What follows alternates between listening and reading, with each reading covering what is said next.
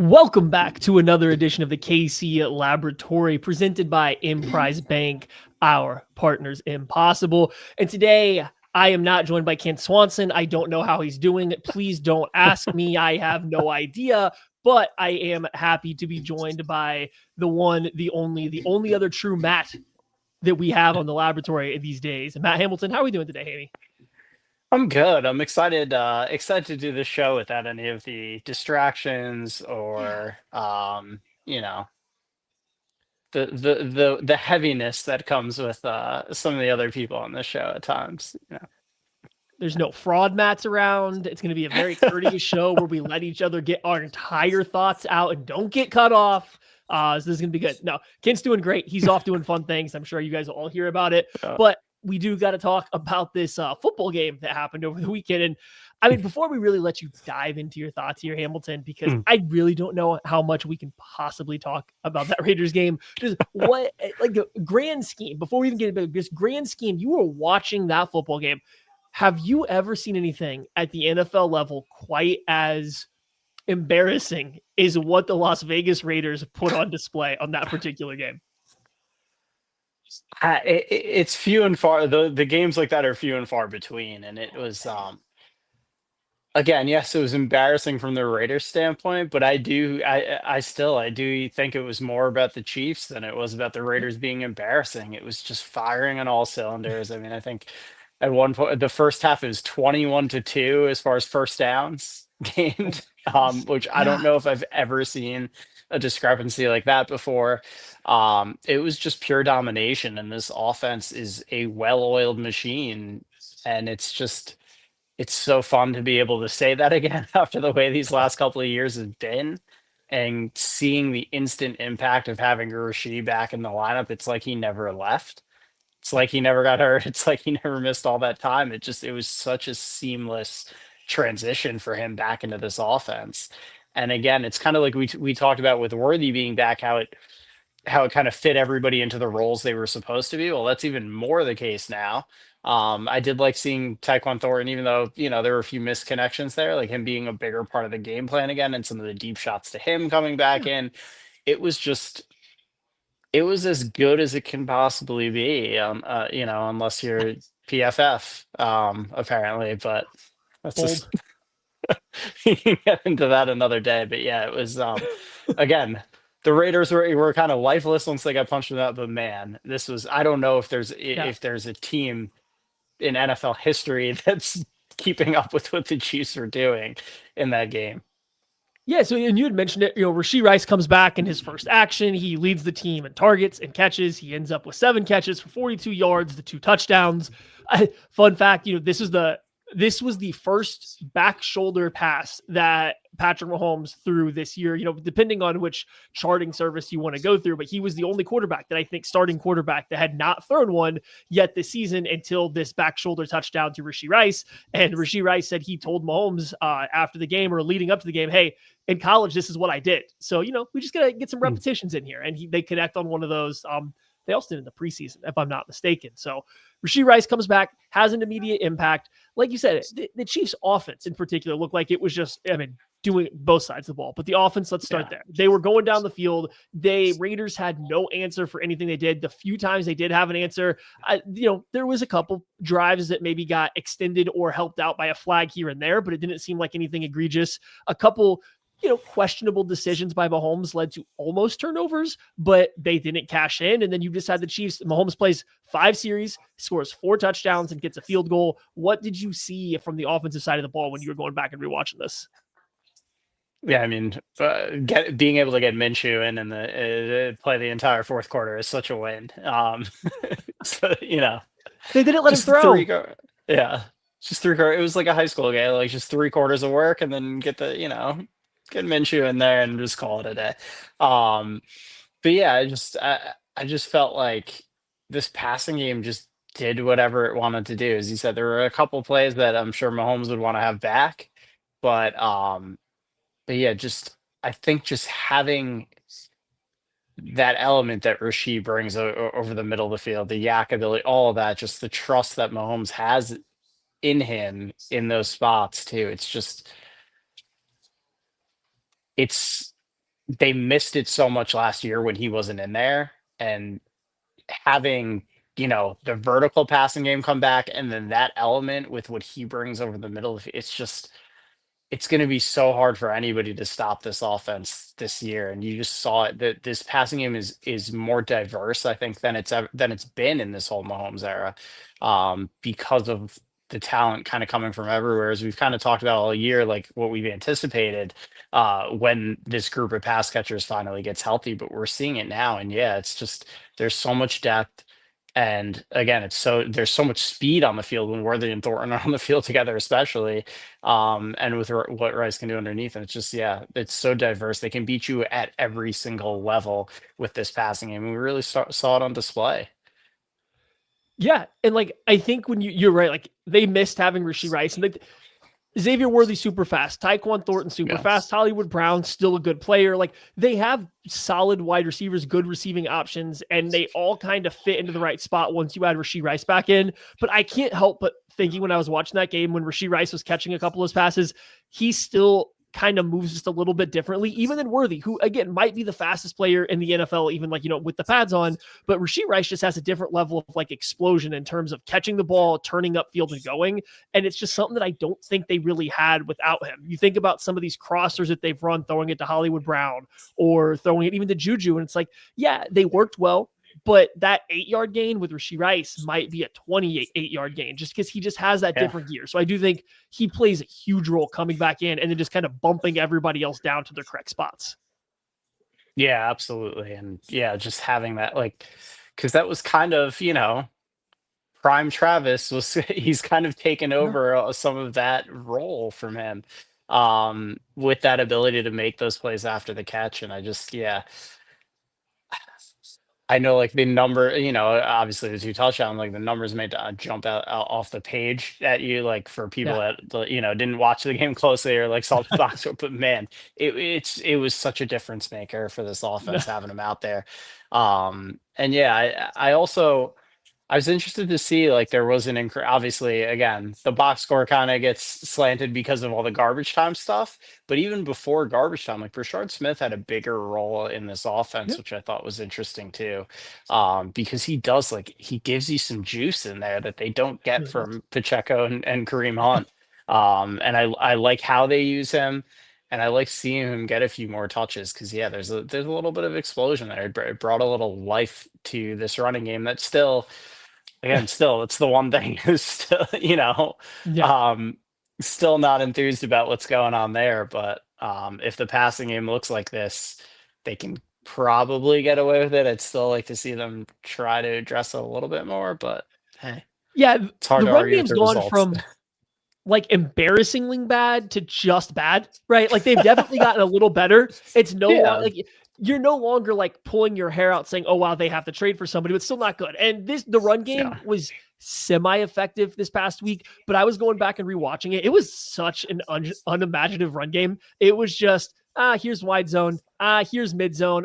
Sometimes it'll be under center, sometimes it won't. Like it's just nothing about it was like exciting. It was just kind yeah, of going through the motions. Now, how much of that is because you still have Jalen Moore replacing Josh Simmons, and then you also lose Trey Smith early in this game, and Mike Caliendo comes in. So, like, how yeah, much was dialed back for that? And like overall, I don't think the Chiefs offense, it played great. I don't think they showed a ton. It felt like they just said, hey, these RPOs are working. We're just going to run them up and yeah. down the field. We're not really going to try much else, especially with the offensive line injury. So I still have a little bit of hope that there's even another level to this offense.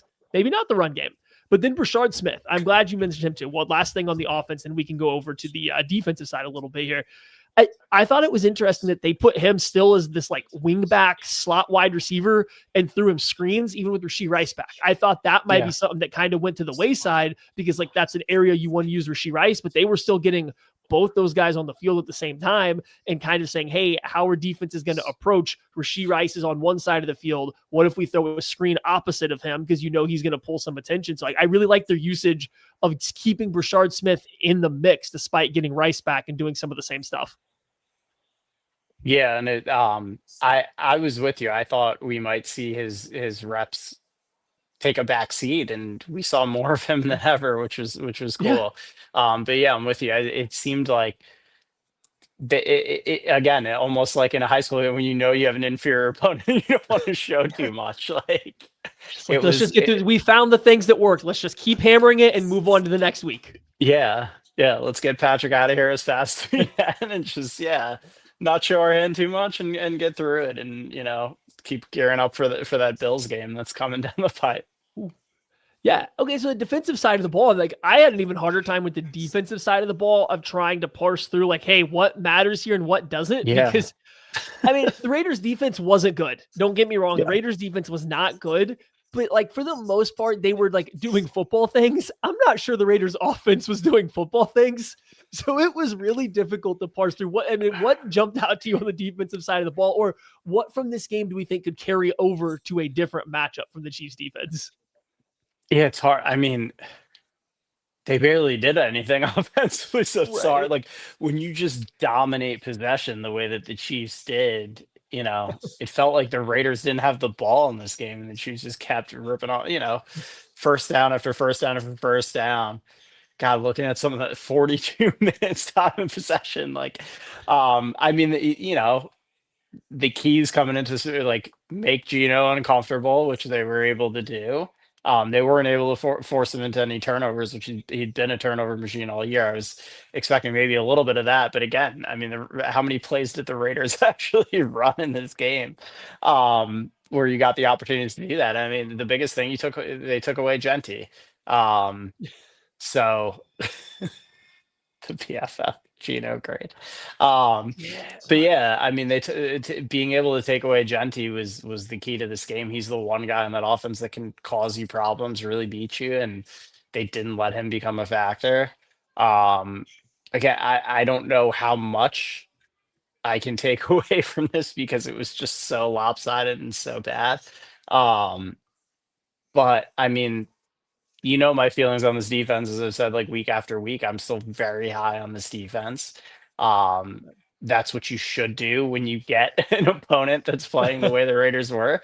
And I mean, listen, it is really, really friggin' hard to shut out teams in this league, no matter who you're playing. And for them to do it, not only shut them out, but 3 first downs in an entire game is just it's insane. So I can't take it away because of the opponent, because again, this is a team that has looked like a professional offense in weeks. They may turn the ball over some, but they've moved the ball, they've scored points, and to just do what they did to them. I mean, this is all coming together, and it's I would be absolutely terrified if anybody else in that AFC right now. Because also, you guys wasted everybody but the Colts wasted their opportunity while this team was figuring it out, and now they're coming. Yeah, no, you were talking about this. I was looking this up. All right, so the Raiders' first drive, they did pick up a real first down, and then they ended up having to punt after 16 yards. The next drive, they got a 3 and out, but there was a soft-ish pass interference on Trent McDuffie. That's fine. First down via penalty. Then they still only gain a total of 11 yards. 3 and out, end of half. 3 and out, 4 and out, 4 and out. Fumble after one play. 3 and out, end of game. That is an insane run by an offense at the NFL level. That just doesn't happen. That is crazy. So yeah, and then the defense, I don't know what you translate out of this. I think it was really nice to see against a poor offensive line. It was nice to see Chris Jones look unstoppable, right? Like Chris Jones could not be blocked by even like Powers Johnson, who's probably like their most talented offensive lineman that's not hurt right now. I know he's playing out of position. So he hasn't been quite as good this year as he has been when he's at center, but like Chris Jones just overwhelmed him routinely. And like it was an unfair matchup. And even George Karlaftis getting matched up on DJ Glaze or Stone Forsythe was just, they couldn't stop the Chiefs pass rushers, the Chiefs too big, like high paid pass rushers. So that's a good sign. Because in years past, even with Chris Jones and insert whoever the best defensive end is at the time, the Chiefs have run into some issues where they've gone up against some weakened offensive lines and you haven't really felt like they took over as much as you would want. I'm thinking about a lot of divisional matchups against the Chargers when the Chargers are going through their yearly offensive line struggles. It just doesn't always come away with you're going Chris Jones dominated, Karlaftis dominated, so on and so forth. this game really did feel like the Chiefs pass rush was working. They didn't have to dial up the blitzes to make Geno uncomfortable. It was just the 4-man pass rush was getting there, and they're not going to play the Raiders every week. Don't get me wrong, but it seems like the Chiefs pass rush might be coming on a little bit at the right time if you look at how they played against the Lions as well. Yeah, no, absolutely. It's positive momentum, and I did expect them to maybe again the sample size is so ridiculous. Like I did expect them to maybe send some pressure, stack the box a little bit more, but they didn't have to. And yeah, poor Geno Smith. I'm sure he thought he was done with Stone Forsythe when he moved over to the Raiders. But yeah, no, that offensive line was absolutely brutal. But again, yeah, just seeing Chris look like that is a great sign. And I mean, again, I don't know how you can be more dominant than the Chiefs are on both sides of the ball in this game. It was really stunning. You don't see a lot of games like this at the NFL level, and yeah. No, you really don't. And like, I know some people that were there, and I'm sure it was stunning to watch in person. And hey, guess what? I'm calling all Chiefs fans right now. You could be at the field at the 50 inside GEHA field for the official coin toss at a Chiefs home game this season. Maybe it'll be as fun as that Raiders game was for you. Visit Chiefs.com/GEHA now. Enter to win a chance to be on the field for a once-in-a-lifetime view of the pre-game coin toss. Plus, you can score other exclusive prizes. Enter for a chance to win at Chiefs.com/GEHA. GEHA is the proud partner of the Kansas City Chiefs, and we will proudly be right back to the laboratory right after this break. Chiefs Kingdom, I have got a question for you. What is your favorite touchdown?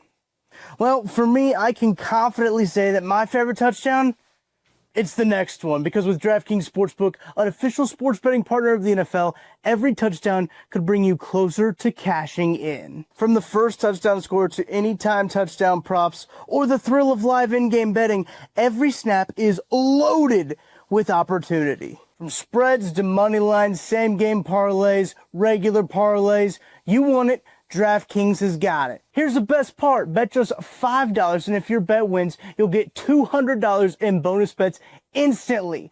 I use DraftKings Sportsbook, and you should too. Your team hitting pay dirt pays out to you.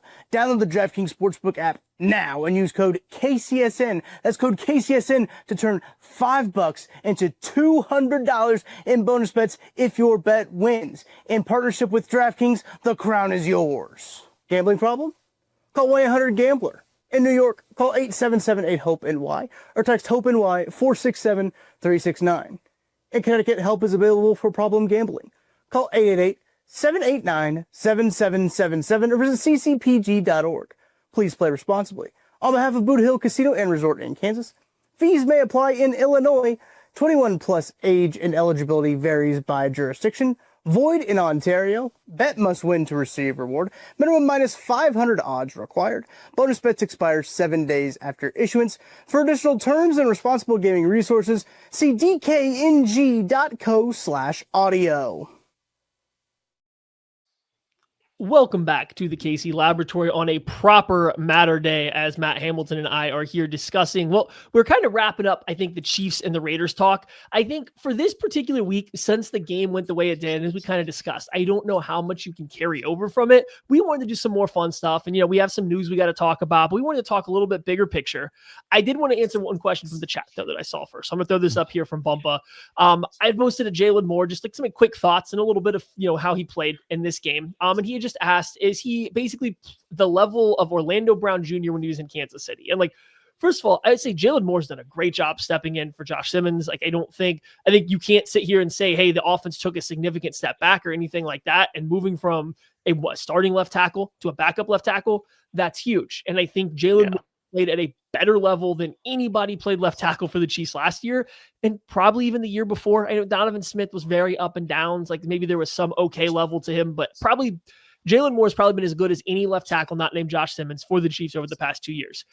I think one thing that sticks to me is, and it's hard to tell if it's a game dependent because we talked about the RPOs were working and then you wanted to get the ball out of their hands versus Aiden Hutchinson. But it feels like the Chiefs are a little bit more hesitant to call some deep dropbacks with Jalen Moore in there. And that could be a Caliendo thing. It could be a specific game plan. So I thought Moore played good, but I did notice some hesitation about dropping a little bit deeper. So yeah, just going to kind of, I don't know about the Orlando Brown Jr. level because I thought he was pretty good in Kansas City, but he's definitely been better than anything else they had seen the 2 years prior. I don't know if you had any Jalen Moore thoughts from that game, Hammy. Yeah, no, I mean, I think he's filled in tremendously. And you're right, like we haven't seen it fully tested because of the way these last few game plans have been, and we don't know exactly why they've scaled them back a little bit, but I don't think you can ask for much more than what he's given you, Right. given what he's had to fill in for. And I do want to say too, like only in Kansas City is OBJ. Does someone say OBJ and you immediately know, hey, that's Orlando? We're talking Orlando Brown Jr. That's the only OBJ that we recognize. Oh yeah. I bet that's real. I bet that's a real like one off the wall shot for you there. Thinking, I understood. No, we know right away. But I guess there's an Odell factor in there for the rest of the world. Not everything centers around Kansas City, I guess. Tell PFF. All right, let's move on here. Unfortunately, Chiefs got some bad news after this game. Omar Norman-Lott went down in the middle of this game, and it has come out that he's confirmed that he has suffered a torn ACL and will be out for the year. And not only does this, suck for the person, for Norman-Lott himself having to go through this, especially because he's been battling an ankle injury almost all preseason and offseason leading up to this.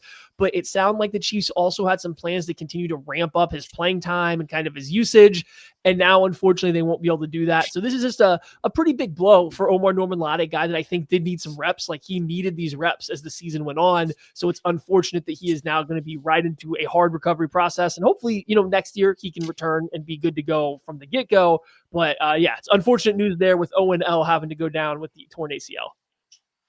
Yeah, and you hate seeing it for anybody, especially a rookie that was, as you said, like he's kind of ramping up, still kind of getting his feet wet, developing in this league. I did want to say there too, like seeing Patrick Mahomes as the guy helping carry him off the field, that's not something that you see every day. And this might be, but like, I don't know. It's just, that's a leader. That's not that we don't know that about Pat, but like, I don't know if I've ever seen a starting quarterback take help a rookie defensive tackle off the field after suffering an injury like that and help carry him off. So that, I don't know. Again, we know a lot of these things about Patrick, but that just underscores like what an awesome guy, what an awesome leader he is to see him out there on that field doing that. Yeah, and I don't want to, turn an unfortunate injury to a player into like a Patrick Mahomes thing, but I mean, you're right. Yeah, that was very noticeable, and like it didn't come across, and maybe this is a bias, I don't know, but like it didn't come across as like performative in any way, right? Like there no part about it felt like, hey, I'm going to try to show everybody what kind of leader I am, especially in a game like this where it's essentially a blowout. And he still just, and it did seem genuine. And you're right, we just kind of do know that. That's the kind of guy that he is. They showed on Omar Norman-Lott on the sideline just afterwards, and he just looked like he knew that it wasn't great. So, like, unfortunately, I think this was kind of not expected, but like you worried that this was the biggest fear. It came true, and this is tough for the Chiefs. The Chiefs are already pretty thin along the defensive line, right? And so now you're losing a young guy that you're expecting to pick up the slack as the veterans maybe want to not take more time off, but like you need to do some load management for them down the stretch. You lose one of your young bodies and one of the very few guys that are over 300 pounds that's actually on this roster. So this is also not just like a blow to him, but it's a blow to the team, losing some valuable and potential upside that they had along that front line. Yeah, and I mean, we've talked about how thin this group is on the interior, coming into the season, and now you lose that. Like there are going to have to be some moves made here, and I'm sure that's what we're going to get to here in a little bit. But you can't ride with this current interior D-line group. It's not going to get it done. And this coming on the heels of the Chiefs Chris Jones talking about getting Mike Pennell back, trying to find a way to get him back. What a time. No, you're right. Let's go on. We can move on now. We'll move on to some trade deadline rumors. Because I think there's not a lot. The Chiefs don't have a lot in the cooker to just replace Norman-Lott, right? Like he was the guy that was supposed to be stepping up. There's not a whole lot of youth behind them. So like we've already been talking about the Chiefs needing to make a trade deadline move and maybe looking at defensive end to bring in and add to this group. Now you have to add defensive tackle right onto that mix. And now not thankfully, but it did come out. Diana Rossini had reported that, yeah, the Chiefs were, making calls about trades, but it wasn't for a running back like a lot of people had been speculating. It had been about the defensive line room. And I think Matt Miller had come out and said he had heard the same thing. So it sounds like the Chiefs had already been doing a little bit of digging in the defensive line room, but I assume that's only going to have a bigger uptick now with this injury. So I guess I want to start. Would you think the Chiefs should go after a defensive tackle or a defensive end if they were to make a trade at this point in time? I mean, I think right now it has to be a defensive tackle. Like you said, they've been doing a better job getting pressure with four, and the edge guys have been doing. Amenahu's been stepping up. Karloftis is playing well. Like I don't see that. It's always great when you can add there, but I think the bigger need now is on the interior. I wouldn't be surprised, honestly, if we see them do both, because I think we have a team like the Dolphins who might be a seller who has a bunch of edge guys they're looking to unload. And I can see the Chiefs getting in on the mix there. It's also going to be an interesting market to keep an eye on because there are so many teams that are in it right now and like not just in it, but could be legitimate contenders. I think more than we've seen kind of in the past. Like both conferences right now, I do think the Chiefs are going to go on this run here and kind of seize control. But both conferences right now are pretty open. So I think there are a lot of teams that really believe, hey, we get one or two pieces, we can make a run and win our conference. So that's going to be interesting to watch. But I do think defensive tackle now becomes a priority. And you look at like picking the bones of some of the teams that are definitely out of it. And it's funny because everybody thinks like they're going to go to Titan and get Jeffrey Simmons. Like that's not happening. I don't think Um, right. After him signing that extension, I would be shocked. But there are some pieces there, like a Shy Tuttle who can help you, who's a big body on the interior, or a Sebastian Joseph Day, who Yeah. we've seen bounce around the league, who's a productive player. So there are guys on teams like that I think you can get on board here. And I saw the comment around at the bio. Colin Saunders, another interesting one to watch. It seems like he's been, Bring him back. Kansas City has never left his mind. So there are going to be options there, for some of these interior guys who can be really good role players on this front. Those guys, I feel like there are going to be a few of those guys that are available here. Yeah, and so let's start with the defensive tackle spot. 'Cause I agree, like especially with this news, you at least have to kick it around. Now, I could see the Chiefs trying to do something just like signing somebody off a practice squad or a veteran free agent to just Yeah. come in and be a run stuffer. Like that seems very up their alley too. But if they did want somebody a little bit better and see if they can find a guy that's a little bit closer to a 3-down player, because I mean, let's call a spade a spade. Derek Nadi is not a 3-down player or a full-time player, and you lost and neither is Jerry Tillery for a different reason, right? Like those two guys Yeah. kind of complement each other, I guess, even though neither I think are great at what they do, but they're both kind of part-time guys. So you don't have another 3-down player. So if they wanted to go that route, there's not a lot of defensive tackles I think are available that could do that. Like if you were looking Yeah. for some juice, which is like the theory of what Norman Lott was going to provide.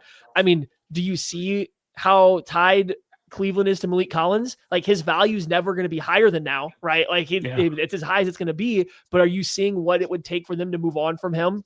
Just because what is their long-term plans with Malik Collins, right? So is he potentially available to come in and just be this disruptive force? And I think he's gotten a lot better as a run defender. Not quite the same pass rusher, but still not somebody you have to take off the field. You mentioned Miami earlier. What about Zach Seiler? Can he come in? Would he be worthy? Not flashy, but he can play the run a little bit. You don't have to immediately take him off the field. I'm just trying to think of guys that maybe don't come in or just are some run pluggers. Like there's just not a lot of guys available like that, I don't think. Yeah, and I mean Zach Sealer he would be a tremendous get. He's been really good for Miami. Been a little inconsistent lately, but I don't know. You just wonder with everything that's going on there. I don't know. It's got to be hard to find consistency with what an absolute disaster that place has been. So you put him in this type of an atmosphere, you may get the guy that we saw, more of the guy that we saw 2 years ago when he was dominating. That's definitely an interesting one. I'm intrigued to see like how much of a fire sale there is there, because I think he's a piece like you can kind of build your front around defensively, especially if they're going to sell off some of those edge guys. But yeah, No. I think this is the spot where they need to make a significant move, because I'm with you. I don't think signing somebody off the street right now or signing from somebody from a practice spot is going to get it done, because this was an area of weakness even before this. So I think you need to get somebody who's a starting caliber player Yeah. here, and it's going to probably have to come from picking the bones of one of these teams that's a mess right now. Yeah, and it's like, those are some, I guess, like the higher profile names that I think we would all be super excited if they went, that are probably very unlikely, right? And so here's 3 names that I think are a little bit more likely to be options for the Chiefs at D tackle. And we already mentioned one, Colin Saunders. He's not playing for the Jags. I know they just had traded for him, but like it was like kind of a nothing trade. He's not really getting any playing time for the Jags. There's obviously been, he played well for the Chiefs. He probably played even better for the Saints. Then all of a sudden they were done with him there. And just like he could immediately come in, find a role, and is very familiar with a lot of guys around. So Saunders makes sense. And then 2 other names that the Chiefs were actually interested in, this offseason, leading up through like the offseason and the preseason, from the Jets, Ja'Wan Briggs. The Jets actually traded for him before the Chiefs could have traded for him, but I know they were interested. He's played very solid minutes for them. He's probably outperformed whatever contract he's on right now, but he is a name that I would keep in mind. And then Shelby Harris also for the Browns, not playing a ton, but again, I think he's a name that the Chiefs have kicked around before when they were looking for who they wanted to be their nose tackle. So out of those 3 names, Saunders, Biggs, and then Shelby Harris, did any of them spark any more intrigue than the rest? Yeah, I think like Briggs, you mentioned, he shows up every Jets game that I've watched. Like he's been really impressive. Shelby Harris has a ton of experience. I think he's somebody you can really trust in that. I don't know you're getting his best football at this stage. He's going to be somebody who's he can still block some field goals. He's got one already this year, I think. Yeah, I think Briggs is intriguing there, watching the Jets this year, like the way that he has played a lot. He has played really effectively. I think that's one that intrigues me. That's like a real realistic option here for them. Yeah, and I think he's one that probably jumped out to me the most because, again, it kind of it fills multiple different needs. He can play a couple different roles for this team. Now, how likely are the Jets to move on from a guy that they traded for and has, objectively been a hit for what they gave up for him? I don't know, right? That's different politicking that's not involved for me. Tucker, I see you in the chat. Let's, we don't need to get the draft prospects yet. Don't derail me too much. Don't derail me too much talking about some MIZ players right now. All right, let's move over to defensive ends. Actually, you know what? No, before we do that, Hamilton, I know you saw the coin toss, the overtime coin toss from Missouri Auburn. Is that not the best overtime coin toss of all time? Listening to Zion Young just go off and Auburn players just have to sit there and take it on the chin. That was incredible. I don't think I've ever seen anything like that. Brought the juice and then backed it up. I mean, the defense could not have been better. It could not have been better in that overtime. So we love seeing that. Yeah. Okay. Let's go to defensive ends. For our defensive ends here, I guess I'm just going to throw out some names. Actually, you know what? Let's do this in 2 different ways. I'm going to start with Miami because they are definitely fire sailing. I think I've heard every defensive end on as available for them. Anybody on this team is apparently available. So out of these options, and then, obviously there's going to be a price level to these different things, but it sounds like Jalen Phillips, Bradley Chubb, and Matthew Judon, which is a funny one, are all potentially available for varying prices. Which one of those players would you think, do you think the Chiefs should try to go after? Like, which one would make the most sense for the Chiefs to try to acquire the rest of the season? I think Jalen Phillips is the most intriguing to me at this stage. I don't know how much Judon, is very clearly not the player that he was a few years ago. Maybe he just needs red sleeves, though. That could be it. Yeah. But yeah, no, I think Jalen Phillips, because the upside that you're getting there too. Obviously he's dealt with some significant injuries, but he actually has looked pretty good this year, and I think the ceiling there is the highest to me. So that to me is the most intriguing right now. Yeah, I would agree. Like the Judon one doesn't excite me anymore. I think before last season, I would have been intrigued to acquire him, just like see what he had left, because you just didn't know coming back from injury. But we've seen enough now, or the fact that he's not playing for the Dolphins that much. That one doesn't do a lot. Bradley Chubb, I think, can still play a little bit, but he's clearly, I think all the injuries have caught up to him a little bit, whereas Jalen Phillips also has had a lot of injuries, but it doesn't look like they fully caught up to him. Like I know the Yeah. stats aren't piling up quite the way they were last year before he got injured, or the year before that before he got injured. But when you watch him play, it's still all there. Herbert missed Yeah. sack aside, he still has it all. And there's a risk there because he's in his 5th year of his contract. So you don't know if you'll be able to keep him beyond this year. He's due a little bit of money this year. So actually the Chiefs would have to have the Dolphins eat a good chunk of his salary the rest of the season to make the trade even work, which would be fine. So he might be a little bit expensive, but given the state of the Dolphins and the medical history, like I still don't know if you'd be having to break the bank and you're getting a clear first round talent at defensive end to possibly come in. So like, I mean, I think he would obviously be number one with a bullet for me out of any player that's available at running back or defensive line that, we've talked about all season. Yeah, no, that's an exciting one because he's not a guy that's just like a rotational guy. Like he is that's a dude. Assuming he stays healthy, like that's somebody to be excited about because I agree. I think he looks every bit like that first round talent still, even with Yeah. everything that he's been through. And yeah, you wonder if again, it gets pricey when you talk about teams needing money, and that makes it a little pricier. But the fact that you don't have control beyond this year might offset that a little bit too. So, going to be really interesting to see what happens there.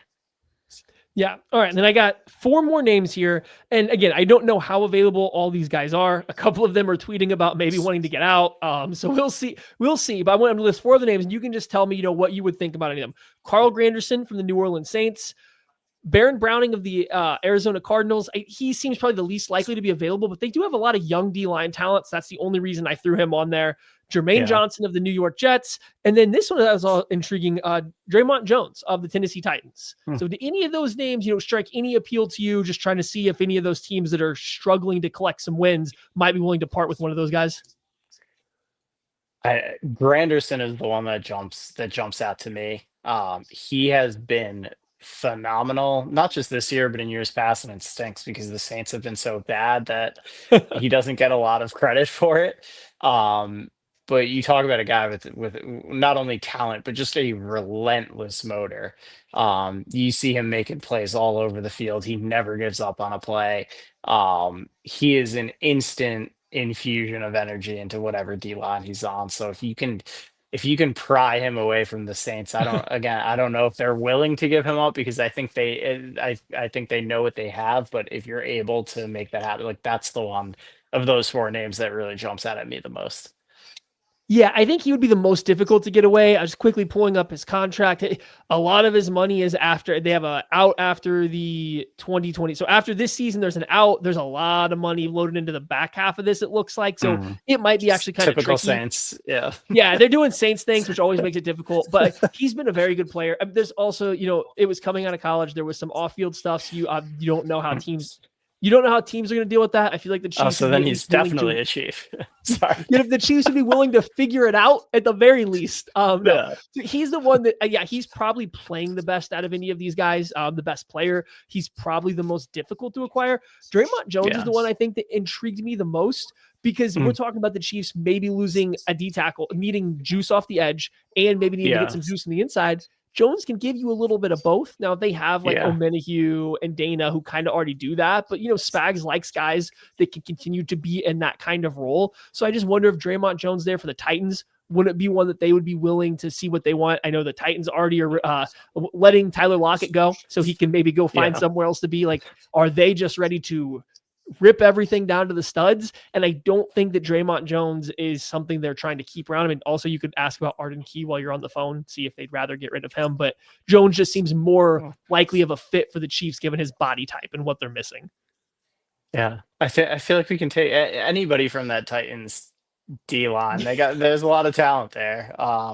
Sadly, their defense, not to go on a total aside there, but yeah, their defense actually is pretty damn good.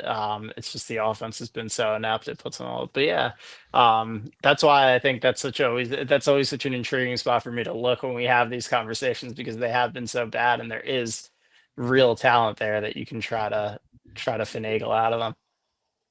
Yeah, it's like when I was doing that, I was trying to get more players from the NFC in there because that's obviously more likely to make trades. Boy, tell you what, NFC has a lot more competent teams than the AFC does right now. If you're looking for the dumpster fire teams, you are having to look in the AFC. So That's interesting. And that's actually going to tie us into what we're going to do. But we're going to take a quick break. Then we're going to talk a little bit about the AFC contenders, question mark. My name is Terrell Jolly. A lot of people call me TJ, founder and CEO of Integrity Capital Management. So Integrity Capital Management originally started out as a property management firm, but we slowly transitioned to what is described as an incremental development firm that's focused on situational housing. I know most people say affordable, but we believe in creating housing for people that are actually in need and built to the end user. I believe everyone needs a home because when you have home, you have hope. The reality is that when you're building a business, one thing you don't think about is like what a true banking relationship means. And, I had the honor and privilege of meeting Debbie early on in my career when I was just trying to get going. And as a small business, it's really challenging at times because people don't understand the concept or not believe the longevity because you're just getting started. But Debbie was willing to take a chance on me, be patient with me. I almost look at it like a grassroots initiative. She's seen and believe what I'm about. Anybody that's really true about their business and want to get some things done, I would definitely trust hands down Emprise because Deb's team, along with Aaron and Jackie and all the amazing people that work behind the scenes, even from the treasury side, I would say, hey, give them an opportunity because you won't be disappointed and you will actually be in hands that actually somebody care and that will see you from start to finish.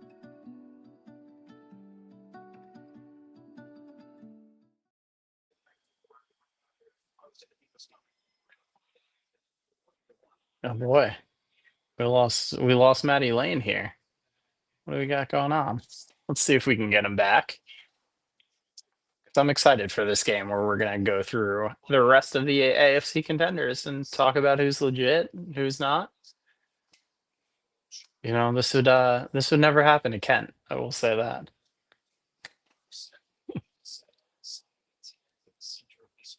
Let's see what we got going on. Yeah, I guess it's the Hamilton show now. We are back. Oh boy, there he is. Hopefully I can get this all figured out. All right, I think I'm all back. I don't know if you heard it. I said that's one thing that would never happen with Kent here. Oh no, it actually did happen to me last time I podcasted. So, spoiler. Behind the scenes, I have been having so many issues with my camera. I'm sure you guys watching it have seen how fuzzy it gets. So Tucker said, hey, try this different web browser. And I think it's helped the camera. Tucker. But now 2 shows in a row, it has randomly turned off my camera in the middle of it. And I've had to leave the studio and come back in. I don't know. So we are having all sorts of technical issues on my end. But anywho, we are back. We are ready to rock. And we are doing this segment. And I'm so glad I'm back for this. We are doing Fraud or Foe. And this segment is brought to you by the original fraud kings of the entire NFL, the Cincinnati Fraudals, who were just fake demons for one season, just a flash in the pan till they got to the Super Bowl on the back of Big Lou. Now they've lost Big Lou and they are nothing without him. And here we are. So we are doing Fraud or Foe. We are going to go down the AFC. We're just going with the AFC standings here. And we're just going to talk about what we think of these teams that are at the top. And are they a real foe contending for the AFC Super Bowl spot? Or are they a fraud that's just getting by the skin of their teeth right now? So first and foremost, I think we have to start right at the top. Indianapolis Colts. Hamilton, are they frauds or are they foes? I think they're foes. This offense has been dominant against pretty much everybody that they've seen this year. They've been in the ballpark of 30 points in every single game this year. Outside of that, the Rams were the only team that's really slowed them down so far. And yeah, you could point to a level of competition a little bit with them, but they still face some good defenses in there and put up points. And I don't think it's smoke and mirrors with Daniel Jones when you really watch him. The biggest thing that stood out, because I think there's this narrative that the offensive line's so good and, them keeping him clean has made him so good. No, he's been the best passer under pressure this year. When you go through the metrics on Next Gen Stats, he has handled pressure extremely well. And he's actually faced the most quick pressures in the entire league so far this year. And he's getting that done. So, and obviously Jonathan Taylor is just phenomenal. So you get actual competent quarterback play there. With Jonathan Taylor, and the defense still has its issues, but they come up with big plays. They get timely sacks. They get big turnovers. As you said, Coach Lou, is a demon. So Cincinnati's loss has been Indy's gain from that standpoint. So I'm a believer in the Colts and what they're doing. I think this is sustainable. I don't think it's a flash in the pan. I think they're here to stay.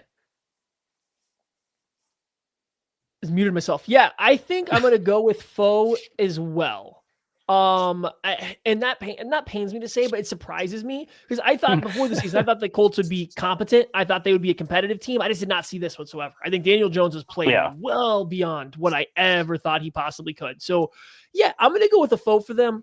Offense is clicking. We've seen Daniel Jones handle pressure. We have seen him stand in there and make throws that he has not made pre-neck injury with the Giants, and even then, probably better than that. He's been so incredibly accurate to like all three levels of the field, just things that I don't know if they're sustainable all year, but also the good news is it's not like the Colts are asking him to do that all the time. Like that's not what the entire offense is built around either. So even if he does regress, I still think they're a very good football team.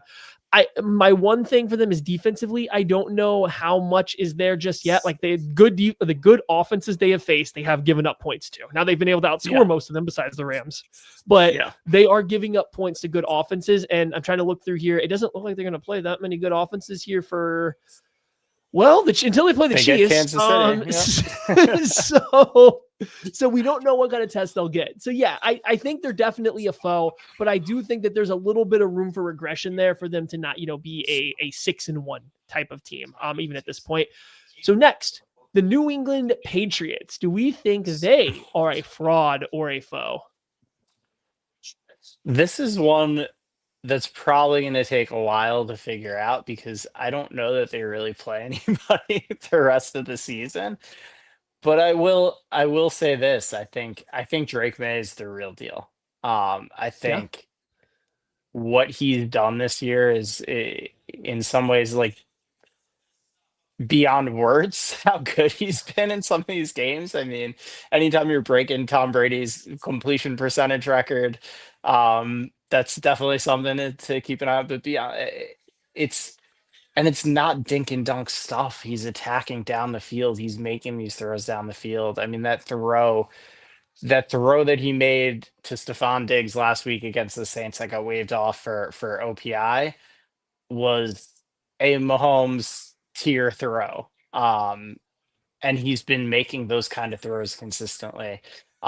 So again, it's a small sample size in the grand scheme of things. I want to see him continue to do it, but man, it seems like he's just been getting better every single week. I mean, we all saw it on national TV what he did to the Bills. Like, I'm a big believer in Drake.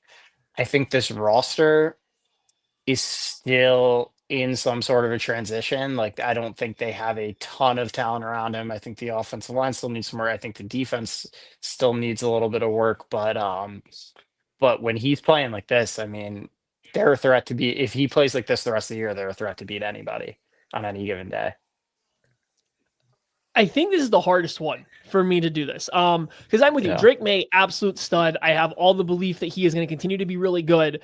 I do think come playoff time, second-year quarterback, as teams get more used to seeing you, you might look like a second-year quarterback come play. And there's no guarantee, but you just might, right? Like we'd seen CJ Stroud kind of go through that after the second year. I mean, I know Jaden Daniels has been hurt this year, but we saw that, we're seeing it a little bit more this year. So like once NFL teams kind of get a better read on you, things get tighter. So come playoff time, we'll see. You mentioned it, the rest of the roster does not scream foe to me whatsoever. I look at the rest of the roster like, wow, Drake May's doing a lot with a little, and the schedule's not super impactful. So like I was on the border of just saying fraud, not to make the playoffs, but just to be a true Super Bowl contender. But at the end of the day, I think Mike Vrabel's a really good football coach, and I think Drake May is a very good quarterback. And when you have that combination, like there's a chance you're getting, especially with the way the AFC looks right now, to the championship game, and those two guys together have a chance. So I'm going to call them a foe, but this was probably the most difficult one that I had to make a decision on, I think, this entire time. Yeah, I'm with you. I can't. Yeah, I guess I didn't really end up making a pick there. It was a great way. That was a perfect fit set, honestly. I'm gonna go. Can I go like faux alert? Like I just need to see a little bit more. But I'll say. I don't know when you're gonna see more. Yeah, I don't know exactly, any with the more schedule. games on So this yeah. schedule. So Holy. I'm gonna say faux with Drake May playing the way he's playing. When you're getting quarterback play like that, you're in the faux category to me. I think that's fair. All right. Next up, we have the Denver Broncos, currently in first place of the AFC West. Faux or fraud, Hamilton? This is also a tough one for me because I Ooh, mean yeah. they can't score in the first three quarters of the game, which is, fraud alert.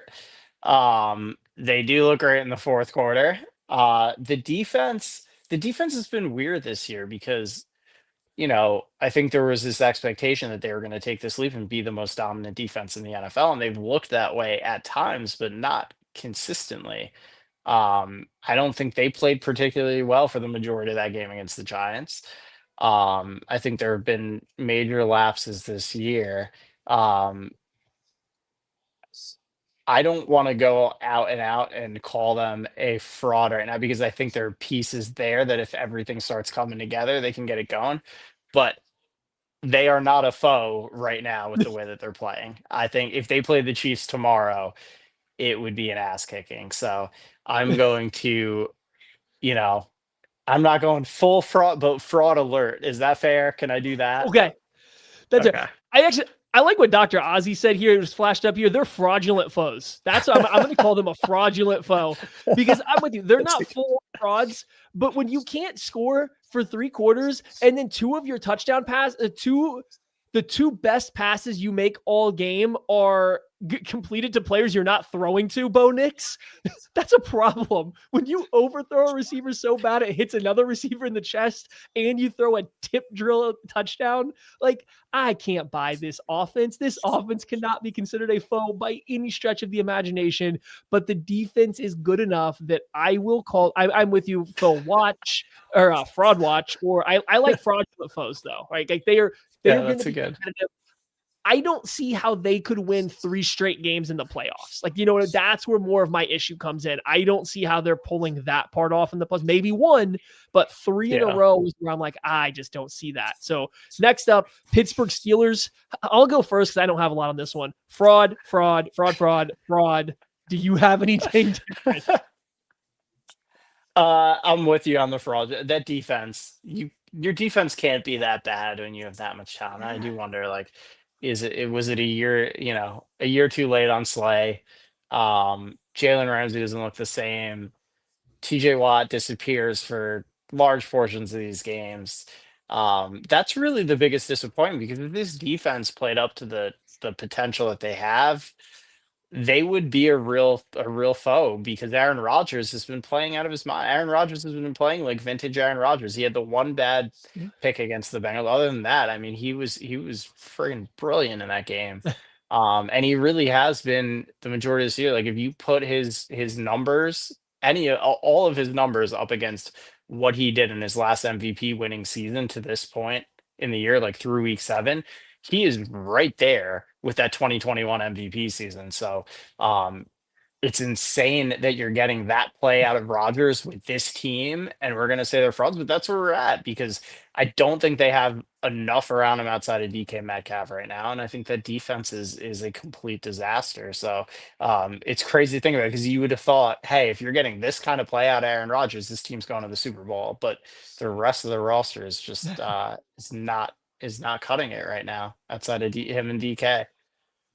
Yeah, and I think I just don't trust. I don't trust either side of the ball for them. And Yeah. that pass rush should be better than it is. And guys flash, but you're right; they just happen to disappear a little too often. And you always know where guys are going to be for that defense, and you always know what that defense is going to be doing. I think it's really hard to live that way if you're not like 110% better than the other teams. And once we get to the playoffs, they're not going to be. So I don't think they're doing enough to account for where their weak links are right now. Buffalo Bills. Again, and I'll go first. Another easy one for me. They're a foe. Maybe they have more weaknesses than they have had in the past, but they still have Josh Allen. That team is 100% still a foe and still a Super Bowl contender for me. But I will say that defense is looking real shaky at this point in time. Yeah, and not only Joshua, but I feel like James Cook does not get talked about enough because I feel like people like to. I don't know. Like I feel like Bills fans almost would rather make the case, like make a Josh Allen MVP case than like support their own team.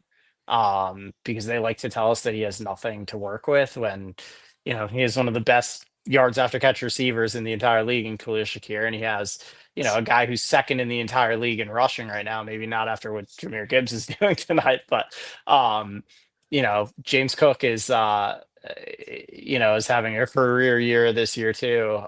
So again, there's a lot there to work with. I'm with you with the defense. I'm not fully buying, although Ed Oliver has not been on the field a lot this year, and when he was, Good point. they did look different. But they're another one. Like I want to see them like beat a real team so far this year. Like I don't think you can rest on what's happened in years past. I still have them in the faux category too, for sure, because anytime you have Josh Allen and some of the other talent they have there, you have to respect it. But you know, they're not going to prove anything against Andy Dalton this week. That's for sure. And then the Chiefs game's after that one, right? So Yes. we're gonna find out the answer soon enough. But yeah, they're staying in the faux category for me right now. We know how that goes. They're going to beat the Chiefs by 1 score in the regular season, and then half their fan base is going to say that it's a passing of the torch, and the other half's going to be like, so what? This is the 5th straight year or whatever it is. Like we know how that game plays out. All right, Yep. we got 2 more. These are fun because both these teams have beaten the Kansas City Chiefs this year. Los Angeles Chargers, faux or fraud? Right now, as things sit, right, they're in fraud territory for me because that offensive line is a complete unmitigated disaster. And you know, Justin Herbert to start this year before Alt went down, I thought was playing the best football of his entire career. He doesn't, and I'm not trying to make excuses for him. I know there's been a lot of that going on, but honestly, like you watch these, he doesn't have a prayer back there to do anything. Now there were some plays against the Colts where he had some plays that were there to be made, and he could have gotten them back in the game, and he didn't make them. So that's fair. But yeah, it's not sustainable to operate an offense this way with how bad the offensive line has been. And that defense has taken a step back too. They don't look the same. They got absolutely smoked by the Colts this past weekend. So they are on the fraud train for me. Yeah, the tricky part with the Chargers is I want to do the same thing I did with the Patriots, where I just say like, hey, I like their head coach, I like their quarterback, and that gives them a chance. The difference is I think we've seen enough of like the Achilles heel of the Chargers to not know if they can overcome it, right? Like that offensive line and all the injuries together, like that combination is just proving to be too much, I think, for anybody to overcome. Whereas with the Patriots, it's a little bit more unknown still because they haven't had the stiffest of competition. And we just haven't seen them lose because of those things. So I guess, the Chargers are another tough one.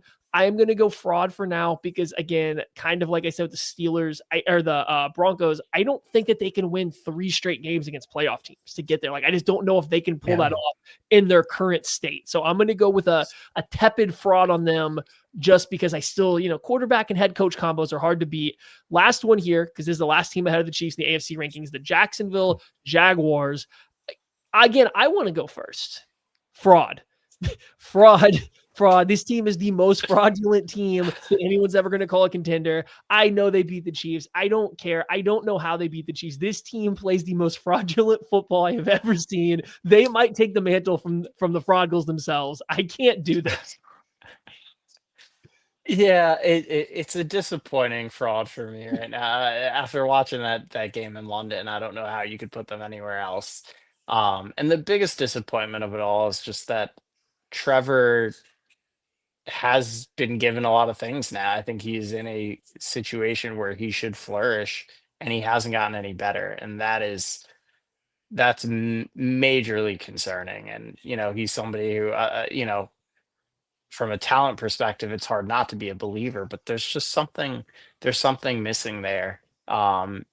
You saw it in that game against the Chiefs. Like for every good play he makes, there's 3 plays where you're just trying to figure out what the hell he was trying to do. And it's not getting better. Maybe it gets better as he settles into this offense. I think a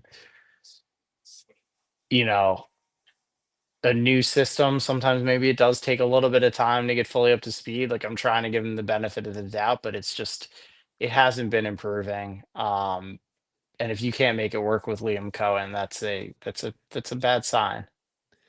I mean, their best receiver can't play between the numbers right now because he's afraid of contact. That And also I doesn't don't want to help. get into Yeah. I don't want to get into the hospital ball versus just being scared debate, but like there's clearly something there that Brian Thomas Jr. can't play over the middle of the field. Their second Yeah. best offensive, like skill, talent level player can't align properly because he doesn't know the playbook because he only spends half of his time working on offense. Like it's a pickle. They're in a pickle. And then Yeah. Trevor Lawrence just has his typical play. Like even on his best day, there's still 10% of his plays are just, what the hell are you doing? And so like, it's too hard to live that way. And I think we have now seen these past couple weeks, especially with the injury to their center, that offensive line is not holding up when teams do give them a lot of different looks. When they give a lot of different sim pressures, that O-line isn't holding up. They can't handle it. And Trevor Lawrence isn't quite the quarterback that is going to command control of that situation. So I can't see it with them. That's all the teams ahead of the Chiefs in the AFC. We didn't really get a whole lot of foes in there, which I think tells you the state of the AFC. And that doesn't guarantee that one of the teams we said like gets the Super Bowl, right? It's just when one game is different than having to win 3. I'm looking at this as the teams right now that I think can win 3 games to get to the Super Bowl. You got Colts, Chiefs, I think we both would call, they can't be a foe to themselves, but Super Bowl contenders, Colts, Chiefs, we both put the Patriots in there and the Bills are in there. And like outside of that, like, I don't know, maybe the Broncos, they're like on the edge, but there's not a whole lot left. Yeah. Yeah, that's pretty much it. And it is crazy because I feel like it was just 2 years ago. And it was like the AFC is so loaded, the NFC is a cakewalk. Like, I think there's a legitimate scenario that after tonight, if the Lions finish this off, which it looks like they'll do, and if the Seahawks beat the Texans tonight, that's 6 teams at 5-2, and 1 team at 4-1-1, and those are your 7 NFC playoff teams are all 5-2 or better, which is crazy to think about. That is. All right, I got one last thing to leave us with on this that I saw while we were doing this exercise. Do you know who's number 2 in point differential this year? Which team is number 2 in point differential? Can I get who number 1 is? Is that allowed? The Colts by a good chunk. Colts.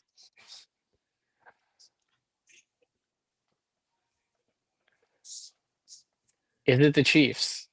It is. It is the Kansas City Chiefs are number 2 in point differential, plus 62 this year, just a couple points ahead of the Rams, who are number 3. Now, here's the fun part. Do you know who the second worst team is in point differential this year? The worst is the Titans, again, by a good chunk. I don't know if you'll get this, but who do you think? It's not the Raiders. Who do you think is the second worst team in point differential so far this year? I'm trying to think who's gotten blown math out. I think it's a tricky one to get. Okay. I'll take a. Okay, I'm gonna give it to you. I'm sure. Okay, yeah. Yeah. Okay. Wait, let me It is take. the Let me take a Cincinnati wild. Fraud Goals. Oh, I'm sorry. I spoiled it because I don't think you get there, but it's the Fraud Goals. Yeah. But the reason this is funny, I wouldn't have guessed. the Chiefs have 4 wins. The Fraud Goals have 3. Yeah. They are almost identical in record, and one of them is plus 62 in point differential, and the other is minus 78. That's unbelievable. How is that possible? Hey, when they lose hard. They make the best out of their losses, I guess. Just, I saw that while looking at this, and I was like, that is insane because they are right next to each other in the AFC standings. All right. That's nuts. Well, thank you, Hammy. Thank you, Hamilton. I appreciate it. Oh no, we gotta do. Oh, we didn't do this. We gotta do a sticker and a whatever you're giving out this week. Oh yeah. What am I giving out this? What did we decide last week? I feel like that was fun. You've given out all sorts of stuff. You can give out. Yeah. I forgot what we give out. Ken's here for that kind of thing. He writes stuff down. But that was a fun exercise. We should run that back a little later in the season too. The fraud or foe. I like that. Yeah, I think so. I think that's something that can come back. Yeah. Am I giving my $10 again, or what? What are we doing? Sure. Yeah. Let's go ahead. Who are you giving a $10 bill to? A crisp $10 bill. Crisp $10. You know what? I'm giving it to Gardner Minshew. Not only for holding it down in that fourth quarter and not screwing anything up too bad, but he was robbed. I mean, we were all robbed as Americans of that formation with him and Patrick Mahomes on the field together. He should have had a touchdown. I hate that the refs got involved. I hope we get to see something like that again because he absolutely deserved it. So yeah, I'm giving my crisp $10 bill to Gardner Minshew for this week. That's a good one. You know, I don't really know where I want to give this butt slap to this week. There's a lot of options for this team. A lot of guys played really good football. I think we'll give it to Brashard Smith. You talked about him a little bit earlier, but I think Brashard Smith got some good run in the fourth quarter to see him getting better at halfback, and they found a way to keep him involved in the regular offense and keep him going. So Brashard Smith, nice little butt slap for this game. Also, shout out the University of Florida for finally making the proper coach firing decision. You can get a half a butt slap as well, even though you are not a Chiefs team or a Chiefs player. And that is going to do it for the KC Laboratory. We will catch you guys later this week for our game preview of the Washington Commanders and the Chiefs on a Monday night football game. Thank you guys. Get out of here, Napier.